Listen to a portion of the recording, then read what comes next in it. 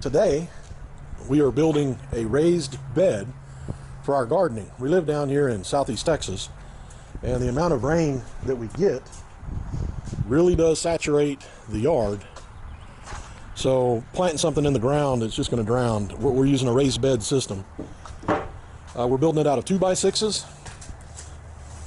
It will be 3 2x6s tall all the way around, and then on the outside of it we're going to put up a cage system so that tomatoes and peppers will have support as they grow in order to support their fruits that they're going to bear. First thing we're doing is we're making the end caps, which will be 6 2x6s cut at 47.5 inches in length. The reason for this is that's the dimension we need to hold our cow panel or pig panel wiring up on the outside. So we'll take you along as we do it, and we'll see what kind of results that we get.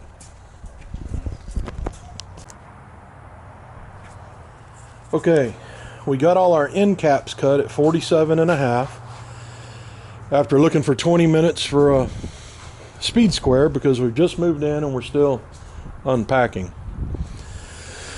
What I'm going to do is I'm going to use a Kreg jig to put a screw in each one of these with the grain of the wood to the bowed grain of the wood is going to be facing the inside of the box. So the natural fiber in the wood will provide more resistance from flexing and bowing based on the weight of the dirt and the stuff that we put in the box. Now, that's not a lot, but it's just like when you build a porch deck. You want to have these grains in the wood running a certain direction. Okay? All right, I'll get it Kregged out. Okay, what I've done is I've got my Kreg jig set up. For those of you that don't know what a Kreg jig is, it's a device that allows you to make repeated accurate countersinks for screws. It consists of the jig itself, and in the kit also comes a clamp to hold the jig in place. Now, it takes a moment to get this set up. You got to get your tension right, you got to make sure it's tight, get it where you want it. But on the bottom of the jig, it's flat, so it squares up real nice with the boards, and it does use a square screw on its driver. The driver also comes in the kit, and so does the drill bit. The drill bit that comes with it can be adjusted on the depth, and it takes a couple of practice runs on some scrap wood to get it all set, but once you've got it set up, you don't have to go back and reinvent the wheel every time. You simply put your jig on, you put your clamp on, you screw the hole in, and you're ready to go. This is an extraordinary piece of equipment that enables you to make rock solid butt joints on furniture, shelving, or raised bed flower beds. If you don't have one, I recommend you get one. I'm not sponsored by these folks or getting any money from them. It's just the truth. Okay? Just the absolute truth. An amazing, helpful tool.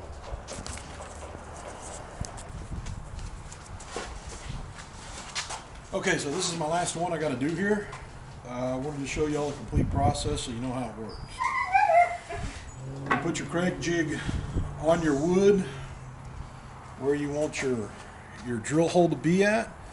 It also has viewports in here so you could see a line if you had an exact spot you wanted. We don't need exact, we just need it done. So you put your Kreg jig on, then you have your clamp. Your clamp fits into this top square. It's cut out nice and flat. Clamp it down. You've got your drill bit set to the proper height. You simply stick it in a hole over here and turn it on, run it down to the side. It's very easy. It's very hard to mess up. I am putting 3 Kreg holes per board, so I have 3 screws going in. That's probably too many, but I would rather have too many than not enough. You know, you could also use nails. You could just toenail this if you wanted to.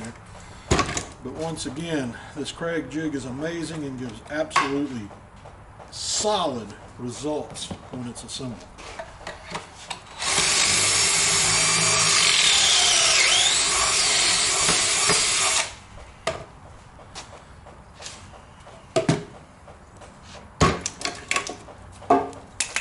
We're going to do this on each end because these are our end caps, and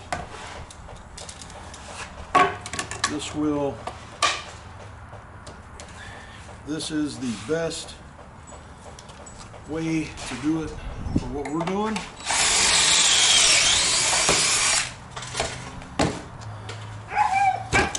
It's quick, it's accurate, it's repeatable, and it makes such a tight butt joint.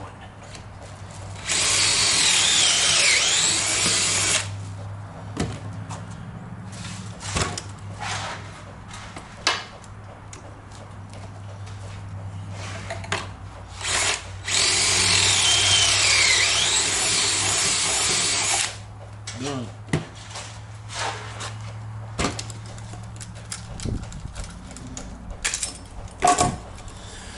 Okay, when we start assembling these end caps, I'll bring you guys back, and that's it for now. Thanks. Okay, so I've got my 6 end pieces cut, and there's going to be 3 end pieces, one on top of the other. In order to make sure that the seam is tight, what I've done is I've laid my Kreg jig across the board and drilled a hole going from the bottom to the top. And I'm going to assemble these panels here and then go out into the yard and put them together. The reason I didn't do them out in the yard is if this board is on the very bottom and I've got a Kreg hole in it, I'm not going to be able to get the drill below it to screw them together. I've used the Kreg clamp to clamp the boards together to keep them even. And then I've made them flush, which means the boards are aligned smoothly on the end, so it's flush. And then I'm going to put 3 screws in from the bottom board to the middle board, and from the middle board to the top board. This is actually the top board and this is middle. So we're going from middle to top. You put your screw in what's already cut out here by the drill. You want to come show this? The screw goes into the slot and it tightens these 2 boards together. We've got our 4 panels out here. I've put them with the screw holes, bottom board screwed to the middle board screwed to the top board. I put it so that when it rains, there won't be water sitting on here, it'll run past. Alright, got my 4 panels, about to screw them together, and keep going from there. I'll bring you back when we're done. Okay, we have Kregged all the rectangle together. You can see I went along here and Kregged this side together. Top of the bottom board to the middle board, top of the middle board to the top board. And I've got all my holes so water won't set on top of my screw heads. Now we're simply layering in cardboard of our recently moved packaging to inhibit weed growth and to provide a good start for the raised bed. Okay, now we're putting in hay on top of the cardboard. You might be asking, how much hay do you put in? Yeah, we don't know. Whoosh! Good job. All right, So I'm going to spread the hay out and fluff my hay. Fluff my hay. That sounds like a different language. Me fluff my hay. So we get done with that, we'll bring you back. Okay, this is 2 bales of hay in a 4x8 box that is 3 2x6s tall, and when compressed it goes down to about the top of the first board. I don't know if that's enough hay. I'm not a gardenologist. We're doing the best we can, and we'll see. Next, we're going to mix up our fertilizer and our dirt, and we're going to lay it on top of this, and we'll see how it does. Okay, me and the daughter. Oh, don't step in that pile of stuff right there. Me and the daughter are working because the wife is on the phone with her sister. We have 1 bag of topsoil,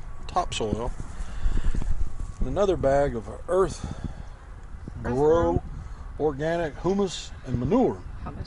Hummus? Okay. What we're going to do is we're going to mix 1 bag each in this tub, and then we're going to put it in there. Alright, we'll let you know how many bags it takes. Do a 4x8 box when we're done. Okay, we got 10 bags of the manure and the topsoil mixed in, and you can see it's about, I don't know, maybe halfway up the 3rd board.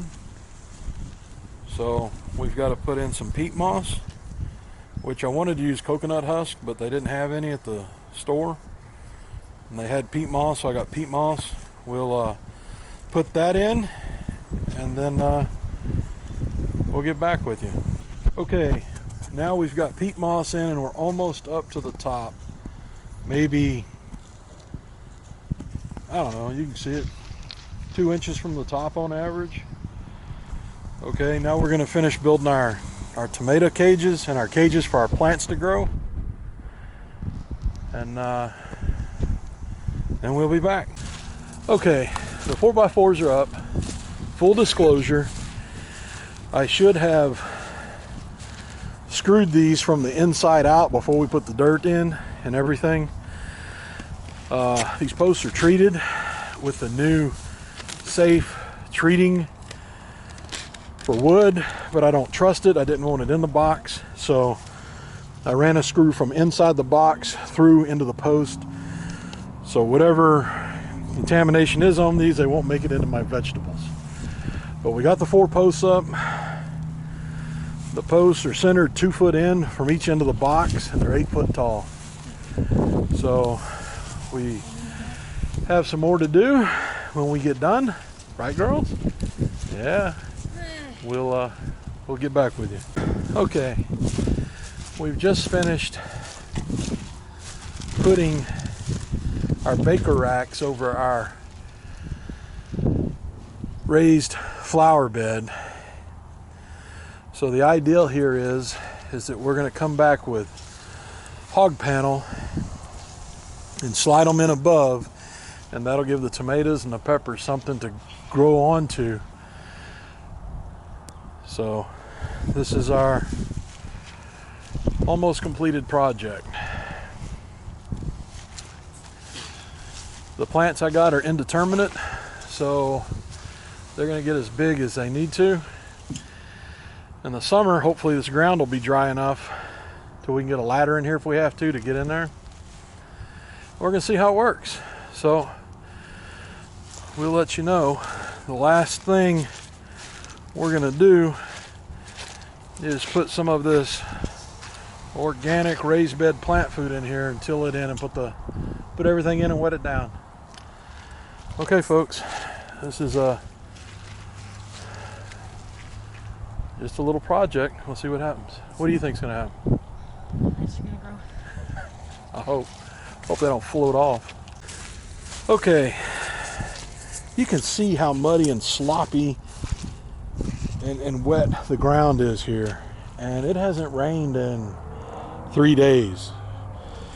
It's all this Beaumont clay. It stays soft, so we did the raised beds, because if not, you're gonna have to plant like water lilies or something. We've got our 6 different varieties of tomatoes planted, and then we have 3 peppers on one side and 3 peppers on the other side. The last thing I got to do is get my cow panel cut and put it in, so the tomatoes will have something to be supported by. We're expecting rain for the next 3 or 4 days, so I'll if it's not raining in the morning, I'll get them cut and I'll get them out here so the tomatoes can start growing up and being supported as they grow. All right, folks, I gotta go to a birthday party, so see you later.